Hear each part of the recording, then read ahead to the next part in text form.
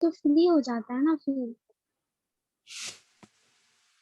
Chain free हो जाता है।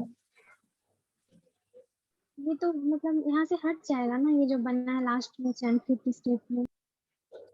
कहाँ से हट जाएगा? नाम बताइए उस जगह का, क्योंकि कहीं ना कहीं से कुछ ना कुछ हट रहा है। किस जगह की बात कर रहे हैं आप? एस के एस के पास जो एस है उसके साथ जो चैन बना है वो तो फिर फ्री होगा ना, तब ना फैटी एसिड बनेगा। देखिए पहले क्या हुआ, कार्बन चेन बड़ा हुआ एसीपी डोमेन में। ध्यान समझिए, पहले क्या हुआ, एसीपी डोमेन केएस डोमेन दोनों चार्ज में। केएस डोमेन से कार्बन चेन जो है वो गया, दो ही कार्बन था एसिटाइल ग्रुप, वो गया एसीपी डोमेन के कार्बन चेन से अटैच हुआ। ठीक है, उसके बाद एसीपी कार्बन का जो कार्बन चेन जो बढ़ा अटैच होने से केएस डोमेन पर जो आया, वो एसीपी डोमेन से फिर लास्ट स्टेप में फुली सैचुरेट होने के बाद फोर्थ स्टेप में एसीपी डोमेन से फिर ट्रांसफर कर दिया गया केएस डोमेन पर। ठीक है, और एसीपी डोमेन अब नया एक मेलेनॉइल ग्रुप को रिसीव किया, और उसके बाद फिर कंडेंसेशन हुआ। सेकेंड राउंड का प्रोसेस चला, उसमें फर्स्ट स्टेप कंडेंसेशन हुआ, जिसमें फिर केएस डोमेन पर जितना भी कार्बन लेंथ था, 4 6 जो भी था, तो सेकेंड राउंड में 4 हुआ, तो 4 कार्बन लेंथ वाला जो था केएस डोमेन पर, वो ट्रांसफर हो गया मेलेनॉइल ग्रुप पर फिर। ठीक है, फर्स्ट राउंड में आप क्या देखे थे, एसिटाइल ग्रुप केएस डोमेन पर था, वो ट्रांसफर हुआ मेलोनाइल ग्रुप पर, जिसकी वजह से 4 कार्बन बन गए। अब ये चौथे स्टेप के अंत में फुली सैचुरेशन होने के बाद एसीपी डोमेन पर जो 4 कार्बन था वो फिर से केएस डोमेन को चार्ज कर दिया, वो 4 कार्बन से ब्यूटाइल ग्रुप वाले से। ठीक है, नेक्स्ट राउंड होने के लिए भी दोनों केएस डोमेन और एसीपी डोमेन दोनों चार्ज होने चाहिए। अब सेकेंड राउंड में केएस डोमेन जो चार्ज है वो 4 कार्बन के साथ चार्ज है। फर्स्ट राउंड में क्या था, 2 कार्बन के साथ चार्ज था, एसिटाइल कोएंजाइम में माइटोकॉन्ड्रिया से आया, और 4 कार्बन के साथ जो चार्ज है वो एसिटाइल कोएंजाइम ए कंबाइन हुआ तो मेलोनाइल कोएंजाइम से जो पहले एसीपी डोमेन पर चार्ज था, अब वो केएस डोमेन पर आ गया। अब केएस डोमेन पर ये 4 कार्बन वाला जो कंपाउंड क्रिएट हुआ था पिछले साइकिल के मेलोनाइल कोएंजाइम में, और कोई मेलोनाइल ग्रुप और एसिटाइल ग्रुप के condensation, reduction, dehydration and then again reduction के बाद ये ब्यूटाइल ग्रुप जो तैयार हुआ, ये ब्यूटाइल ग्रुप फिर से चार्ज कर दिया गया केएस डोमेन पर। अब केएस डोमेन फिर से चार्ज, इस बार सेकेंड राउंड में KS domain is charge with the butyl group, और एसीपी जो डोमेन है वो जो अब नया साइकिल जो स्टार्ट होगा वो फिर मेलोनाइल ग्रुप वहां चार्ज हुआ एसीपी डोमेन पर। ठीक है, अब ब्यूटाइल ग्रुप अब केएस डोमेन का, जैसे पहला राउंड में हुआ था एसिटाइल ग्रुप केएस डोमेन का चला गया था मेलोनाइल ग्रुप पर एसीपी डोमेन पर, सेकेंड राउंड में केएस डोमेन पर क्या है, ब्यूटाइल ग्रुप है, वो फिर चला जाएगा एसीपी डोमेन के मेलोनाइल ग्रुप पर। तो अब एसीपी डोमेन के मेलोनाइल ग्रुप का जो कंडेंसेशन हुआ था, हुआ डिकार्बोक्सिलेशन, एक CO2 निकल गया, तो 2 ही कार्बन बचा मेलोनाइल ग्रुप का, अब एसिटाइल ग्रुप बचा। अब यहाँ पर ब्यूटाइल ग्रुप और एसिटाइल ग्रुप दोनों कंबाइन हो गया, तो अब 6 कार्बन बचा, कहां पर, एसीपी डोमेन पर। ठीक है, एसीपी डोमेन पर अब 6 कार्बन क्रिएट हुआ। देखिए यहाँ पर अभी फर्स्ट साइकिल के बाद 4 कार्बन था, सेकेंड साइकिल के बाद 6 कार्बन आ गया एसीपी डोमेन पर। अब यह एसीपी डोमेन फिर से चार्ज कर दिया केएस डोमेन को इस अपने 6 कार्बन कंपाउंड से। ठीक है, केएस डोमेन के यस सर, समझ गए। तो अब 6 हो गया। अब नेक्स्ट राउंड के लिए केएस डोमेन में 6 कार्बन से चार्ज है, और फिर थर्ड राउंड में एसीपी फिर से मेनोनिल से चार्ज होगा, मेनोनिल के पास फिर चला जाएगा ये 6 कार्बन वाला। तो इस तरह से प्रक्रिया चलती जाएगी। और 7 साइकिल के बाद after 7 cycle you will get 16 carbon compound which is fully saturated and the name is palmitate. Okay, अब palmitate, यस सर, तब ये फ्री होगा। फ्री होने में भी कैच है इस प्रक्रिया का। अभी तो आपने सही सवाल किया, इस प्रक्रिया का अभी पूरी तरह से विशेष मतलब डिटेल नहीं पता चला है कि ये फ्री कैसे होता है, स्टिल अंडर इन्वेस्टिगेशन। इसीलिए इस पूरे प्रोटीन कॉम्प्लेक्स में टीई डोमेन नहीं दिखाया गया। TE domain stands for thioesterase and this domain has thioesterase activity. So far what we know is after the formation of 16 carbon compound, and that 16 carbon compound is present at last cycle में कहाँ होगा, क्योंकि अब ये अगर सोचिए ये first cycle का अंत है, फोर्थ स्टेप का, तो 16 कार्बन कंपाउंड वाला जो फैटी एसिड अभी नया बना है, ऐड होते होते एलोंगेट होते होते वो प्रेजेंट है एसीपी डोमेन में। अब वो अगर केएस डोमेन को चार्ज कर देता है 16 कार्बन कंपाउंड के साथ, देन ओनली क्या होगा, malonyl group can again be charge to ACP domain, और उसके बाद फिर कंडेंसेशन हो सकता है, तब 18 कार्बन बनेगा स्टीरिएट, लेकिन ऐसा होता नहीं है। By some unknown mechanism, we don't know yet, when this 16 carbon compound length acyl group has formed at the ACP domain, then this 16 carbon compound fatty acid is released from there somehow. We don't know the mechanism. So इसके लिए there is one more domain which is thioesterase domain. कहाँ पर है ये domain, किस हिस्सा में है? That is hidden in this Fas1 complex.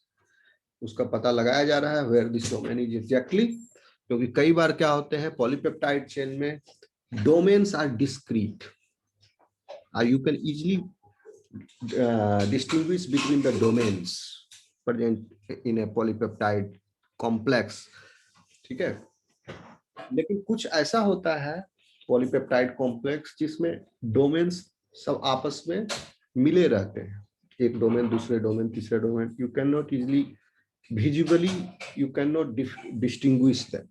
तो somewhere that domain is there, TE domain, and that TE domain releases the 16 carbon compound from this ACP. It hydrolyzes it. Now in the cytosol, your 16 carbon palmitic acid is released. You cannot say palmitic acid. Palmitic acid का मतलब it is present in glass bottle pure form में, क्योंकि physiological condition में है। This palmitic acid is palmitate in the form of palmitate. कैसे हुआ palmitate? ये last में देख रहे हैं आप, COOO बॉन्ड हो जाता है, ये यहाँ थायोल ग्रुप क्रिएट हुआ, SH, एक वाटर के एडिशन, एक वाटर का एडिशन होता है लास्ट में। इस पर गौर कीजिएगा, जब रिएक्शन बैलेंस करेंगे तो उसमें याद रखना एक वाटर।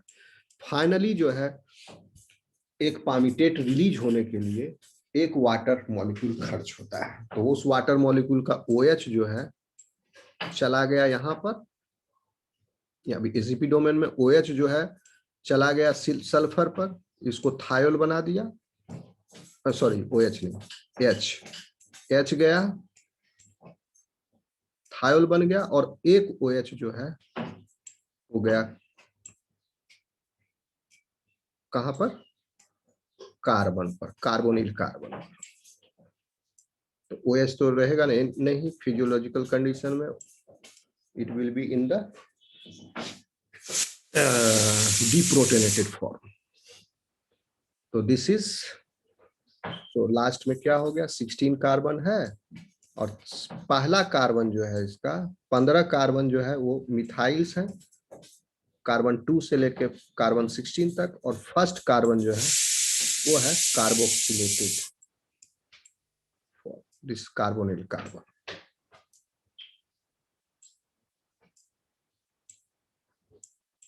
इसीलिए इसको पामिटेट बोलते हैं।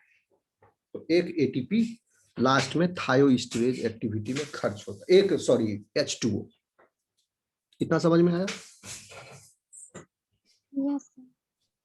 अब हम लोग अगर ये आप समझ गए सारे स्टेप्स, तो इस पूरे हम ओवरऑल प्रोसेस को केमिकल इक्वेशन के थ्रू हम इसको स्टेबलाइज करते हैं, बैलेंस करते हैं। कहां पर करें? Is this place appropriate? Yes.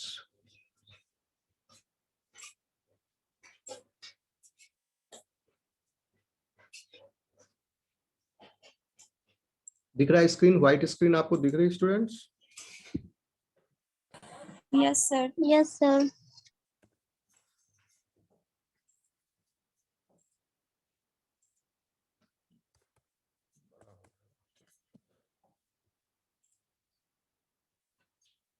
चलो रहने दो।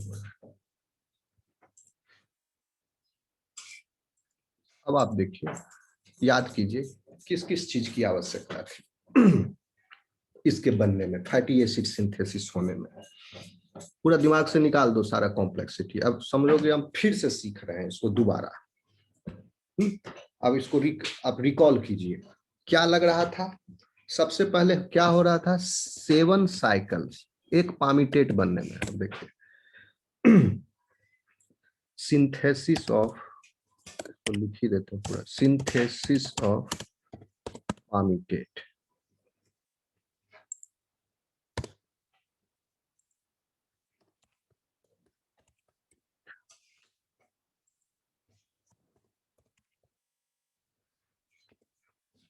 सिंथेसिस ऑफ पामिटेट में this is the overall reaction. इसको आप याद भी कर सकते हो, अगर समझ जाओ तो तुरंत हो जाएगा। एग्जाम में आया इस तरह का क्वेश्चन, फैटी एसिड बायोसिंथेसिस से, ये फिगर नहीं भी बनाया आपने पूरा इस प्रोसेस, ठीक है, तो ये उतना फिगर बनाना पॉसिबल नहीं होगा। एक इसी में देख लेना, एक छोटा सा फिगर मैंने बनाया है, ये 4 प्रोसेस का, लेकिन आपको 4 प्रोसेस बताना होगा, condensation, reduction, dehydration and again reduction, और ओवरऑल। और एक पामिटेट का फॉर एग्जांपल बहुत सबसे सिंपल वाला है आपका ये फैटी एसिड, तो इसका एक क्या कैसे फॉर्मेशन हो रहा है, दिस यू कैन शो। तो how you will right it, क्या हो गया, ओवरऑल reaction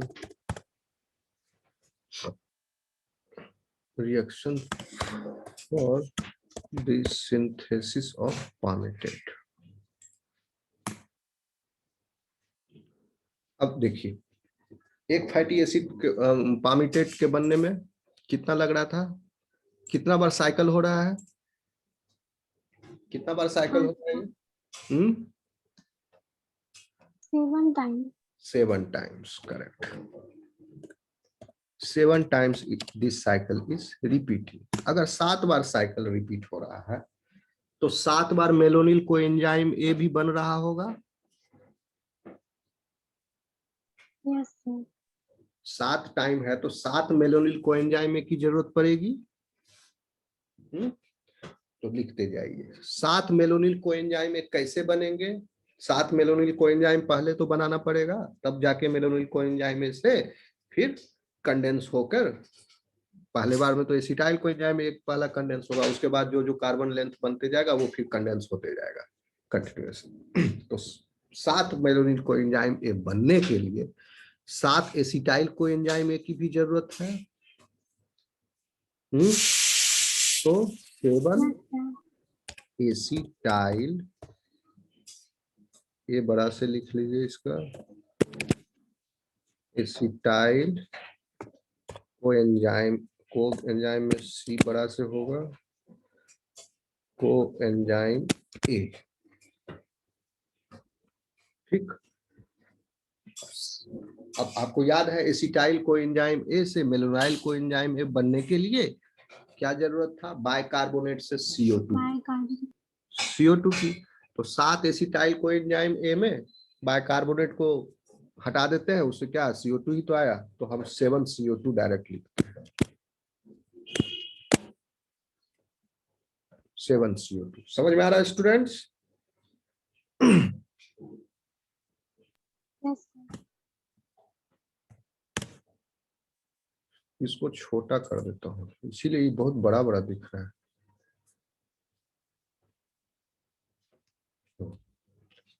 नाउ 7, अब ATP भी खर्च हुआ था, याद है, मेलोनाइल कोएंजाइम में बनने में एक ATP खर्च हुआ था।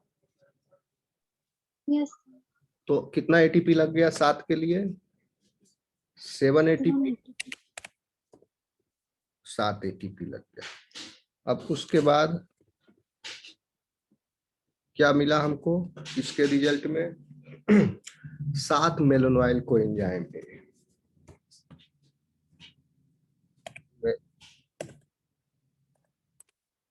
मेलोनाइल कोएंजाइम ए, ठीक है। एटीपी टूटा तो क्या हुआ, CO2 कहाँ गया, CO2 तो घुस गया इसी में एसिटाइल कोएंजाइम में तो मेलेनॉइल कोएंजाइम में बना। अब एटीपी जो है वो ब्रेक डाउन हुआ तो क्या बना, एडीपी। कितना एडीपी हुए, 7 एटीपी टूटा तो 7 एडीपी भी बनेगा।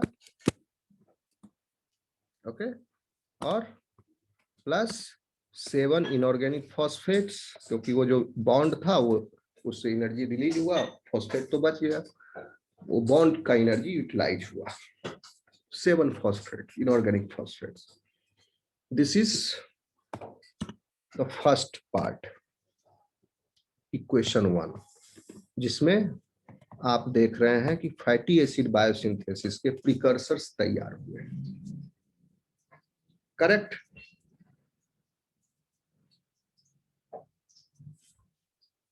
Any problem in equation 1?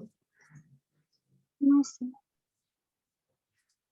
Okay, now come to second part of this synthesis, यानी now the synthesis of fatty acids. और ये फैटी एसिड का सिंथेसिस में फिर ये 7 साइकिल चला, किसका, कंडेंसेशन रिडक्शन, कंडेंसेशन और रिडक्शन का 7 साइकिल हो गया। पहले condensation, reduction, then dehydration, then again reduction, ये 7 बार चले। तो इन 7 बार चलने की वजह से क्या हुआ, हमारा पामीटेट प्रोड्यूस हुआ। अब उसको देखिए कैसे प्रोड्यूस हुआ। तो पामीटेट प्रोड्यूस होने के फर्स्ट साइकिल में जो केएस डोमेन में था चार्ज्ड, केएस डोमेन चार्ज किसके साथ हुआ था, एसिटाइल कोएंजाइम, एसिटाइल ग्रुप के साथ, और एसीपी ग्रुप चार्ज हुआ था मेलोनाइल कोएंजाइम के साथ, मोइनोनाइल ग्रुप के साथ। ठीक है, तो अब फैटी एसिड का बायोसिंथेसिस में ये 7 मेलोनाइल कोएंजाइम ये तो लगा ही 7, ठीक है, 7 मेलोनाइल कोएंजाइम में से हर मेलोनाइल कोएंजाइम में से 2 एसिटाइल ग्रुप गए किसमें, पामीटेट में। पामीटेट है 16 कार्बन, तो 7 दूनी 14 कार्बन गया मेलोनाइल कोएंजाइम का एसिटाइल ग्रुप से, और 2 कार्बन जो है वो पहली बार जो फर्स्ट साइकिल में जो केएस डोमेन एसिटाइल ग्रुप से चार्ज हुआ था, देखिए ये चार्ज हुआ पहला केएस डोमेन एसिटाइल ग्रुप से, तो दैट वन, उससे 2 कार्बन। तो अब पामीटेट का सिंथेसिस शुरू हो रहा है, तो क्या हो रहा है, एक एसिटाइल कोएंजाइम ए है पहले केएस डोमेन पर,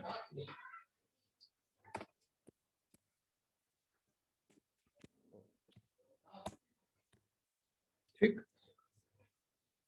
एक एसिटाइल कोएंजाइम ए लगा, ये क्लियर हुआ आपको, प्लस 7 मेलोनाइल कोएंजाइम ए। हर साइकिल में कंडेंसेशन रिडक्शन का जो साइकिल होगा, हर साइकिल में एक नया malonyl coenzyme A ACP site domain में अटैच हो रहा था। करेक्ट, ये 7 जो बने मेलोनाइल कोएंजाइम में, ये हर साइकिल में अटैच होते जाएंगे।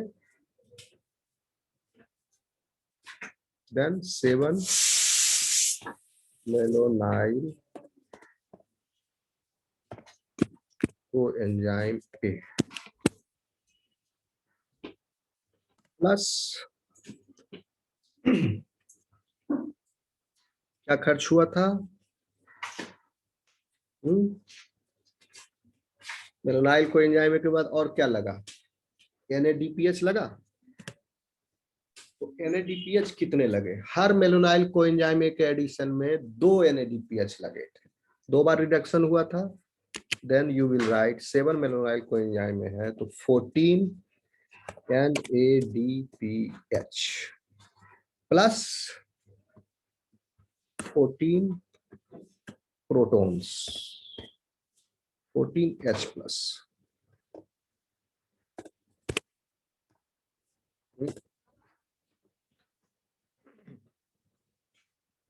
ठीक है, यहां तक को कोई प्रॉब्लम है समझने में, पूछ लो नहीं तो। No, sir. No, sir. Then what you have got after this, you have got 1 molecule of palmitate.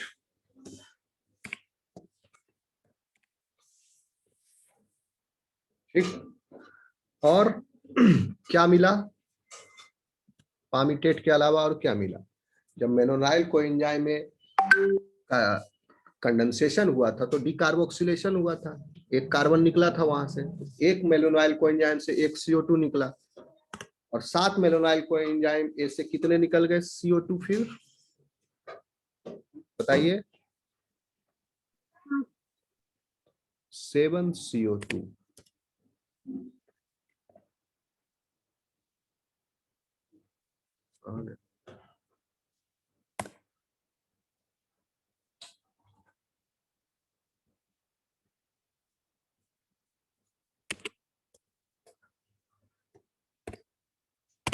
Seven CO2।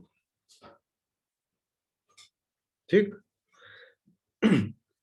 अब मेलोनाइल कोएंजाइम ए से फिर कोएंजाइम ए भी तो निकला बाहर, जब वो मेलोनाइल ग्रुप अटैच हुआ तो कोएंजाइम ए भी निकला बाहर। तो 7 मेलोनाइल कोएंजाइम ए से 7 कोएंजाइम ए और एक एसिटाइल कोएंजाइम से एक कोएंजाइम ए, हो गए आपके 8 कोएंजाइम ए।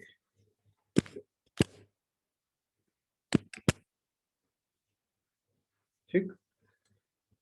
प्लस NADPH जो इन्वेस्ट हुआ था, वह NADP जो है आपका क्या बन गया, NADPH इन्वेस्ट हुआ था और वो प्रोडक्ट हो गया उसका NADP प्लस 14 NADP प्लस। ठीक। अब देखिए डिहाइड्रेशन हुआ था स्टेप नंबर किसमें, 3 में, याद कीजिए अभी पढ़े हैं। तो हर 5 मेलोनाइल कोएंजाइम ए के कंडेंसेशन के बाद, रिडक्शन के बाद डिहाइड्रेशन हुआ था, हर एक साइकिल में एक वाटर मॉलिक्यूल रिलीज हुआ। तो 7 मेलोनाइल कोएंजाइम ए गए घुसे, तो कितने वाटर मॉलिक्यूल रिलीज हुए? 7। अब यहाँ पर एक कैच है, अब याद कीजिएगा, मैंने आपको बताया थोड़ी देर पहले कि एक पामीटेट के रिलीज होने में TE डोमेन के द्वारा थायोस्टेरेज एक्टिविटी हुई। ठीक है, तो वो ईस्टर बॉन्ड टूटा, तो वहां पर एक hydroxyl group, carboxylate group create हो गया आपका ईस्टर बॉन्ड टूटने के बाद। तो वहां पर एक OH और H का एडिशन हुआ, तो एक वाटर मॉलिक्यूल वहां खर्च हुआ पामीटेट को रिलीज करने में। तो you should write 6 water molecule. तो this is the second equation of the biosynthesis of palmitate. Now you combine these 1 and 2. That will become the final chemical equation for the synthesis of palmitate. This is the picture showing the synthesis of palmitate. Video में आप देख लेना, ये सब मैंने explain कर दिया हर 4 step के बाद। मेलोनाइल कोएंजाइम ए लगा, ठीक है, तो 2 NADP खर्च हुआ था, 2 NADPH खर्च हुआ, एक NADPH खर्च होता है तो एक NADPH खर्च होता है तो एक NADPH प्लस 1 प्रोटोन के साथ खर्च होता है। ठीक है, तो 2 प्रोटोन हो गए और 2 इलेक्ट्रॉन हो गए, और 2 बार ऐसे हुए तो 4 प्रोटोन और 4 इलेक्ट्रॉन। 2 बार रिडक्शन हुआ, एक रिडक्शन में एक proton NADPH plus H plus है, तो एक प्रोटोन H प्लस वाला और एक NADPH वाला H, 2 प्रोटोन 2 इलेक्ट्रॉन। तो ये हो गया 4 स्टेप में। अब आप इस पिक्चर को देखेंगे तो हर बार जो है मेलोनाइल ग्रुप जो है चार्ज हो जा रहा है ACP डोमेन के साथ, और मेलोनाइल ग्रुप का जो एसिटाइल ग्रुप है after condensation, that one is joining here at the DS domain. ठीक है, और at the result of at the end of 4 इसी में हो गया सारा रिएक्शन कंडेंसेशन, फिर reduction, then dehydration and finally reduction. Finally reduction होने के बाद ये दो हो गया पूरा फुली सैचुरेटेड. ये अभी फुली सैचुरेटेड नहीं था. This has become fully saturated here. Now this will again add here after condensation, reduction, dehydration and condensation. Then this one will be also fully saturated, red वाला. ये भी चौथा step के अंत में fully saturated हो गया और मेनोनाइल ग्रुप से एसिटाइल ग्रुप यहाँ ऐड हो गया. This is the second round. Similarly it goes on third round, fourth round और ये हर बार देखिए ऐड होते गए. This yellow portion is the first acetyl group which was present at the KS domain. This one is the first melonyl group से acetyl group आया और ये बाकी ब्लू जो भी हैं ये सब एसिटाइल ग्रुप दो के जोड़े में दो के ग्रुप में आए ऐड हुए. लेकिन ये सारे ब्लू वाले जो आए हैं कहाँ से? मेनोनाइल ग्रुप के से आए हैं एसिटाइल ग्रुप. ये कलर डिफरेंस इसलिए this is the first malonyl group, this is the first acetyl group. First acetyl group coming from the malonyl group this ACP domain से. ये फर्स्ट हो गया आपका एसिटाइल ग्रुप जो केएस डोमेन पर था. अब बाकी वाले सारे जो हैं sequentially one after another malonyl group add होते गया, उससे एसिटाइल ग्रुप निकल के ऐड होते गया. तो अब नाउ यू कहाँ थे हम लोग? इस इक्वेशन को बैलेंस करना है ना. दोनों को ऐड कीजिए तो कर पाओगे add? How do you add chemical? अरे ये क्या हो गया? केमिकल रिएक्शन को कैसे ऐड करते हैं पता है आपको? You know it? यस कि नो? जल्दी बताओ. नहीं जानते हो तो करेंगे, नहीं तो जानते हो तो खुद तुम पर छोड़ देंगे. ऐड करो. You know? नहीं जानते? हेलो, यस कि नो बोलो ना जल्दी. Yes sir. दोनों को ऐड करना है, 1 और 2 को. करोगे ऐड? लो चलो हम ही ऐड करते हैं. यस. ठीक है, हम ही ऐड कर रहे थे. चलो पहले रिएक्शन को कैसे ऐड करते हैं? सारे रिएक्टेंट्स को ऐड कीजिए, उसके बाद सारे प्रोडक्ट्स को ऐड कीजिए. सिंपल है. सारे रिएक्टेंट्स, पहला इक्वेशन का रिएक्टेंट और दूसरा रिएक्शन का रिएक्टेंट, याद दोनों हमको बताते जाओ ऐड करके. क्या हुआ? 7 एसिटाइल कोएंजाइम ए है फर्स्ट रिएक्शन का और यहाँ पर 1 एसिटाइल है कोएंजाइम ए. 8 हो गया. क्या हो गया? 8 acetyl coenzyme A, ethyl coenzyme A. 7 1 8 add हो गया. प्लस यहाँ 7 CO2 था. इसके प्रोडक्ट में कहीं CO2 है? रिएक्टेंट्स में नहीं है, तो यहाँ लिख दोगे 7 CO2. पहले हम सबको जोड़ देते हैं, उसके बाद कट करेंगे. नहीं तो अभी हम डायरेक्ट लिख देंगे कट करने के बाद, तो आपको नहीं समझ में आएगा. 7 CO2 प्लस 7 ATP. पहले ऊपर वाले का सारा लिख दो रिएक्टेंट, फिर नीचे वाला लिख दो. 7 ATP प्लस और क्या ऐड करोगे? एसिटाइल कोएंजाइम ए तो आप ऐड कर दिए, ये 8 में घुसा दिए. अब यहाँ पर है 7 मेलोनिल कोएंजाइम ए. यहाँ ऐड करो 7 मेलोनिल कोएंजाइम ए. 7 मेलोनिल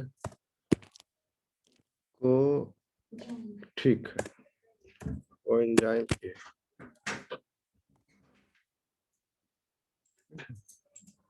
अब ऐड कीजिए 14 NADPH. 14 NADPH plus 14 H plus. जल्दी करो, टाइम 10 ही मिनट रह गया. 14 H प्लस तो मिट जाएगा. अच्छा ठीक है, नहीं तो ये तो आ ही जाएगा. 14 H प्लस. सारे जुट गए रिएक्टेंट्स? कुछ छूट गया क्या? नो. नो. ओके. अब आप इसको सारे प्रोडक्ट्स को ऐड कीजिए. क्या क्या प्रोडक्ट्स था? सबसे पहले इक्वेशन नंबर 1 का प्रोडक्ट है 7 मेलोनिल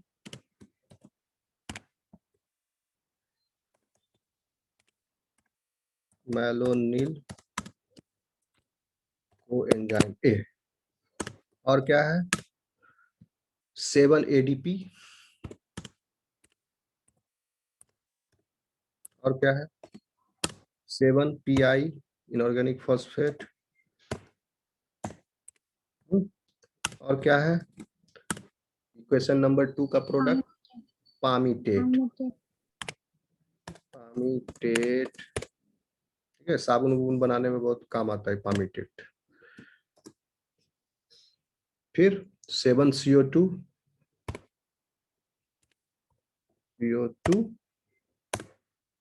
प्लस एक ब्रांड का नाम ही है पामोलिव साबुन। 7 CO2 plus 8 coenzyme A, coenzyme plus क्या आ गया 14 NADP,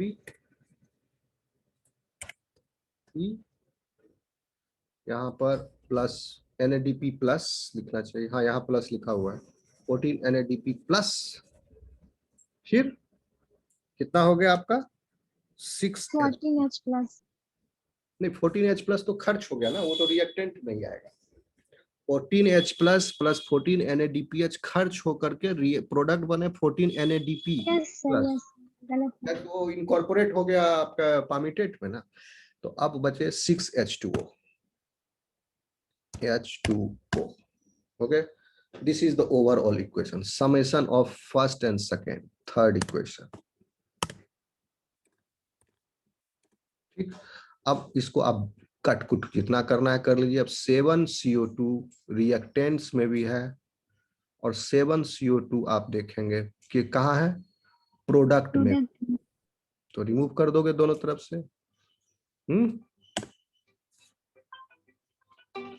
1 सेकेंड,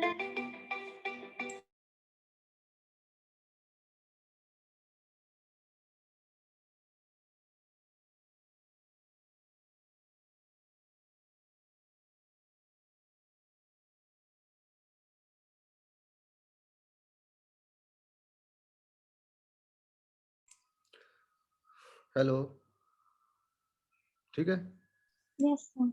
7 CO2 को आप दोनों तरफ से हटाओगे, रिएक्टेंट में भी है, जो चीज रिएक्टेंट में मिल रहा है प्रोडक्ट में भी बन रहा है, तो क्या दोनों तरफ तो बराबर ही है, जितना खर्च हुआ उतना बन भी गया। तो CO2 जो खर्च हुआ था 7 मेलोनिल के बनने में, वो कंडेंसेशन स्टेप पर डिकार्बोक्सिलेशन जो हुआ उसमें 7 CO2 निकल भी गया। तो ये हो गया, CO2 हटा दिए। अब क्या बचा कॉमन 7 मेलोनिल कोएंजाइम। ठीक, इसको भी आप रिमूव कर दोगे।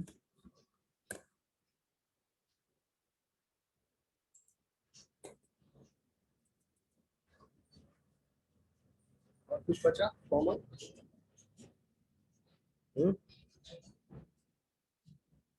अब शायद नहीं बचा।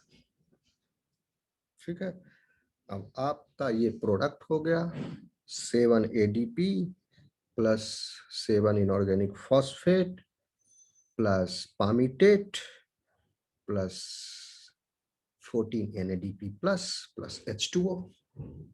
इसको थोड़ा ऑर्डर में लिख लो, क्योंकि पामीटेट जो है वही आपका प्रोडक्ट असली वाला, मतलब जो जिस पर आप फोकस किए हुए हो। तो इसको यहाँ से हटा के इसको कहीं बीच में ऐड कर देते हैं यहाँ पर। तो palmitate plus 8 coenzyme 14 NADP 7 ADP 7 inorganic phosphate 6H2O हो गया। This is the overall equation for the palmitate synthesis. समझ में आया स्टूडेंट्स? यस यस ओके, ठीक है, तो क्लास को कंक्लूड करते हैं आज के यहीं पर। नेक्स्ट क्लास में हम थोड़ा सा और देखेंगे इसको, बायोसिंथेसिस एक लेक्चर और हो जाएगा, फिर ये खत्म हो जाएगा टॉपिक। ओके, कुछ पूछना है किसी को? Anything you want to ask students? Yes. Okay, no sir.